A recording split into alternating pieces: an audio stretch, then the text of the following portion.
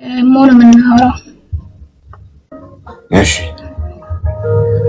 ከዛ አሁን ላይ እኔ ዱባይ ነው ያለሁት፣ እሱ ሌላ ሀገር ነው ያለውና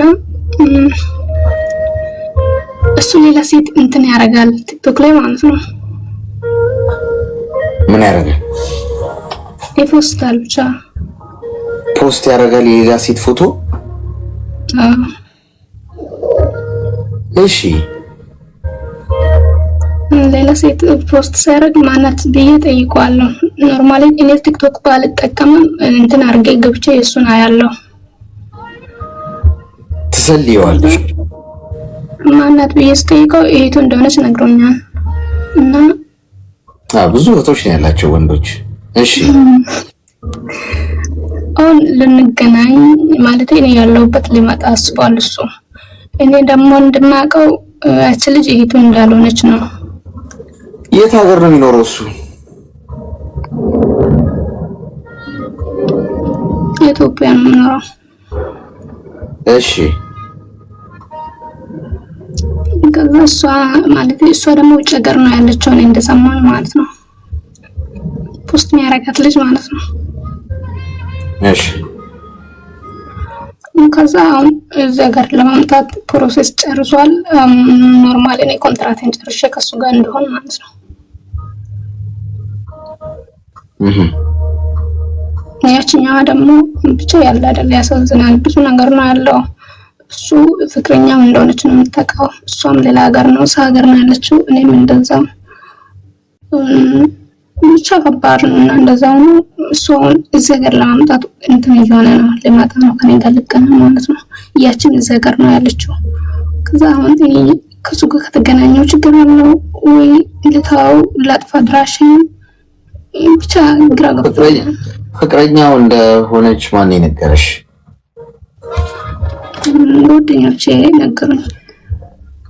ያረጋግጥሽ? እሱ እኔ እንደዛ ልጆች ፍቅረኛው ናት ምናምን ስሉኝ፣ እኔ ደግሞ እሱ እንዴት እንደዛ ያደርጋሉ? እና ፍቅረኛው ካለች እሺ እሷስ ማለት እኔስ ምንድን ነኝ? ለምንድን ነው ስልክ ማልጠቀሙ የሚከለክለኝ? ምናምን ብዙ ነገር ነው። እሱ ኦንላይን ላይ ስላደረጋት ብቻ እንትን ስለመፈስታት ብቻ ፍቅረኛው ነኝ ብላ ካሰበች እኔ ምን አገባኝ ምናምን አልኩኝና በቃ ጠረጠርኩት። ብቻ ግራ ገብቶኛል። አሁን በቅርብ እዚህ ከመጣ በኋላ ምን እንዴት ለመኖር ነው ያሰባችሁት? ማለት እዚህ ከመጣ በኋላ እኔ እንትን ስጨርስ ያለውን ነገር ጨራርስን ቤት ተከራይተን ነው ማለት ነው።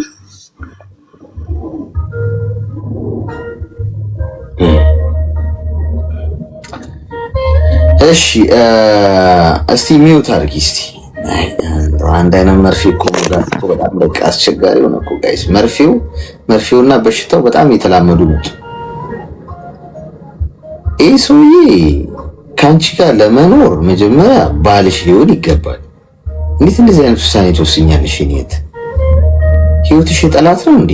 ልብሽን ወድቆ ነው ያገኘሽው አንቺ 20 ዓመትሽ ነው። አይ ነው እንደዚህ እንድታገናዝቢ ምናምን አይጠበቅም ማለት ገና ነሽ ማለት ነው። ልጅ ነሽ።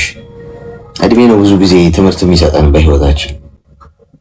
ይሄ ወንድ ፖስት የሚያደርጋት ሴት የፍቅረኛው ምንድነው እህቱ እንዳልሆነች አውቀሻል። ፍቅረኛው እንደሆነች አውቀሻል። እንዴት ጥያቄ ሳለው እንዴ በፌስቡክ የተዋወቃቸዋቸው ወንዶች እኮ ቆዳ ገፋፊ ናቸው ብዬ ተናግሬያለሁ። በፈላው ሀያው አርገው አጥበዋችሁን የሚሄዱት። ይሄ ሰውዬ የሰራሽውን በሙሉ በደንብ ሊያጥብ ነው የሚመጣው። ከአንቺ ጋር ይኖራል። ሰውየውን በአካል እንኳን አግኝተሽው ስለሱ ገና የምታውቂው ነገር የለም። ፌስቡክ ላይ ሴት ፎቶ እየሄደ የሚፖስት ሰው ገና አልበሰለም፣ ጥሬ ነው። መገናኘት የለብሽም ጭራሽ። ከዚህ ሰውዬ ጋር በአንድ ጣራ ውስጥ ልትኖር የምትችይው ሰውየው ሽማግሌ ልኮ ቤተሰብ ገምግመው አሳልፈውት ኦኬ ይሁን ብለናል ፍቅደናል ያሉ እንደሆነ ብቻ ነው። ያ ደግሞ በጣም ከባድ ፕሮሰስ ነው። እንዲህ በቀላሉ አንቺ ቁጭ ብለሽ በአንድ ክሊክ እንኖራለን የምትባባይው አይደል። የኔ እናት ብዙ ነገሮችን ስለፈለግሽ ብቻ አታረጋቸው። እዚህ ምድር ላይ ሁሉ ነገር ተፈቅዷል፣ ግን ሁሉ ነገር አይጠቅምም።